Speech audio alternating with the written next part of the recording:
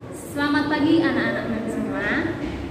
Jumpa lagi dengan saya Miss Ibu Adrian Sumarmata membawakan mapel seni budaya. Nah, pada hari ini kita akan masuk ke materi pembelajaran. Anak-anak Miss, saksikan materi yang Miss kasih di tayangan video berikut.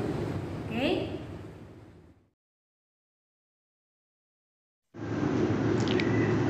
Berkarya seni rupa dua dimensi dengan memodifikasi objek. Pengertian seni rupa dua dimensi. Seni rupa dua dimensi adalah karya seni yang memiliki dimensi panjang dan dimensi lebar. Keluasan bidang datar dari panjang dan lebar itu oleh perupa digunakan untuk membuat lukisan, gambar, desain, dan karya-karya grafis yang hanya dapat dinikmati secara sempurna dari arah depan.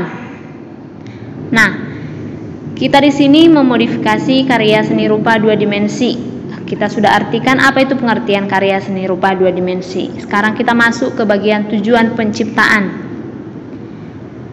Penciptaan desain batik, karya desain dua dimensi itu sebagai aktivitas perancangan reka bentuk, letak warna dibuat untuk memenuhi kebutuhan masyarakat akan benda tekstil yang indah dan fungsional. Sedangkan kalau untuk tujuan penciptaan gambar, lukisan sebagai aktivitas perancangan reka bentuk, letak warna dibuat untuk memenuhi keindahan ataupun kepuasan dari penikmat akan benda ataupun karya tersebut. Kita hanya bisa menikmati nilai keindahannya saja. Berarti kita amati gambar itu, wow, gambarnya indah dan bagus, tapi tidak bisa kita gunakan. Sekarang kita masuk ke bagian C, proses kreatif. Untuk itu kita sebagai pendesain ataupun seorang yang memodifikasi perlu mengikuti tahapan proses kreatif sebagai berikut. Itu ada 4 proses kreatif. 1. Tahapan persiapan, tahapan elaborasi, tahapan iluminasi, dan tahapan verifikasi. Jadi sekarang kita akan jelaskan satu persatu tahapan-tahapan tersebut. Tahapan persiapan. Sekarang mari kita melihat satu objek seperti yang digambar ini. Kita amati dulu gambar ini. Miss ambil objeknya dari bentuk awan atau objeknya awan. Nah, misalnya kita amati gambar awan mendung. Kita amati dengan secermat mungkin. Perhatikan wujud awan, baik bentuk, warna, maupun kombinasinya. Jadi, motif yang kita buat itu bertujuan untuk menghasilkan desain yang lebih artistik, estetis, dan fungsional. Nah, artistik berarti lebih menonjolkan kadar seninya. Estetis artinya lebih indah dari motif yang telah ada. Sedangkan lebih fungsional berarti motif atau corak yang kita buat manfaatnya di tengah masyarakat lebih terkonsep. Jadi itulah tahap persiapan. Sekarang kita masuk ke tahap yang kedua, tahap elaborasi.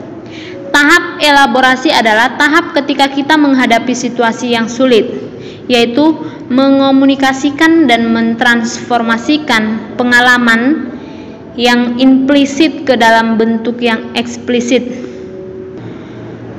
Maksudnya di situ adalah berdasarkan sketsa awal atau disebut tahap persiapan, kita kembangkan dengan membuat sketsa alternatif sebagai karya eksplorasi.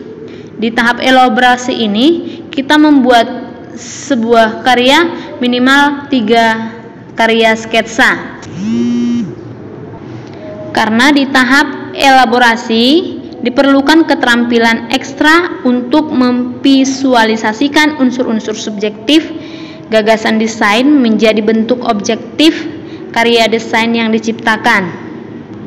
Oke, sekarang kita masuk ke bagian yang ketiga, tahap iluminasi. Tahap iluminasi adalah tahap ketika kita menemukan inspirasi baru dari aktivitas kedua tahap sebelumnya. Ini adalah hasil perpaduan antara kekuatan intelektual, intuisi, dan kepekaan batin dalam mewujudkan desain yang kita buat. Nah, di tahap yang ketiga ini, tahap iluminasi ini, tadi di tahap kedua kamu membuat 3 sketsa. Jadi di tahap iluminasi adalah pilihlah salah satu sketsa yang terbaik di antara yang ketiga tadi. Kemudian kerjakan di atas kertas gambar, HVS dengan menggunakan pensil dan cat atau akrilik. Kamu juga dapat menggunakan bahan lain yang tersedia pada lingkungan atau pada pun peralatanmu sendiri. Jadi itulah tahap iluminasi. Yang keempat, tahap verifikasi. Di tahap verifikasi ini, pengujian proses penjabaran ide desain menjadi karya desain secara terperinci. Kita bekerja berdasarkan rujukan-rujukan pendapat yang sudah kita buat, baik itu dari mengamati terlebih dahulu, terus muncul ide atau gagasan dari hasil pengamatan. Kemudian kita menguji dan meninjau kembali apakah penciptaan desain dengan memodifikasi motif tertentu sangat memuaskan atau kurang memuaskan.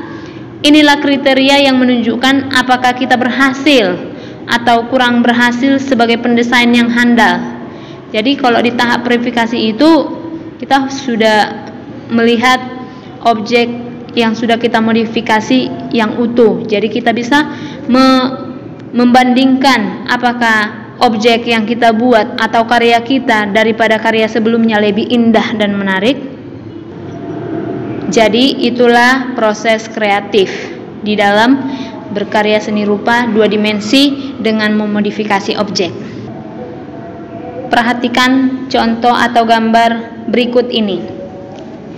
Ini objek awan yang ditampilkan. Perwujudan objek awan di atas atau pada gambar menunjukkan fenomena alam dalam kondisi alamiahnya, memperlihatkan suasana mendung, biasanya sebagai pertanda bakal turunnya hujan. Para perupa atau pendesain sering sekali memperoleh gagasannya dengan mengamati fenomena alam seperti ini. Kemudian dari hasil pengamatan kita, awan tersebut kita modifikasi menjadi salah satu motif yang baru, yaitu motif yang baru adalah menjadi motif batik Megamendung. Coba perhatikan, wujudnya berupa modifikasi bentuk awan yang berkesinambungan dengan gradasi warna dari biru gelap ke biru terang. Jadi perpaduan warna dari objek pertama ke yang sudah dimodifikasi itu ada perpaduan warnanya. Jadi tidak menghilangkan objek yang aslinya. Kemudian di situ tadi yang ketiga, tahap iluminasi itu maka akan muncul yang namanya ide-ide baru atau dalam memberikan pencerahan atau disebut ini proses kreasi memodifikasi, datang ide baru bagaikan cahaya yang tiba-tiba atau sering disebut ilham. Sehingga gambar atau objek awan tadi kita modifikasi lagi menjadi gambar motif bunga teratai dengan desain tekstil hasil modifikasi yang kreatif dengan menstilasi bentuk. Stilasi artinya menggayakan. Jadi kita buat berbagai macam cara untuk memodifikasi. Jadi pertama dia awan mendung, kita modifikasi menjadi batik Megamendung, kita modifikasi lagi batik tadi menjadi motif bunga teratai. Jadi itulah penjelasan Miss dalam berkarya seni rupa 2 dimensi dengan memodifikasi objek. Semoga anak-anak semua paham dan mengerti akan penjelasan yang Miss berikan. Kalau tidak paham bisa ditanya melalui WA group atau classroom. Sampai di sini pembelajaran kita bab 4. Sampai jumpa minggu depan. Selamat pagi semuanya.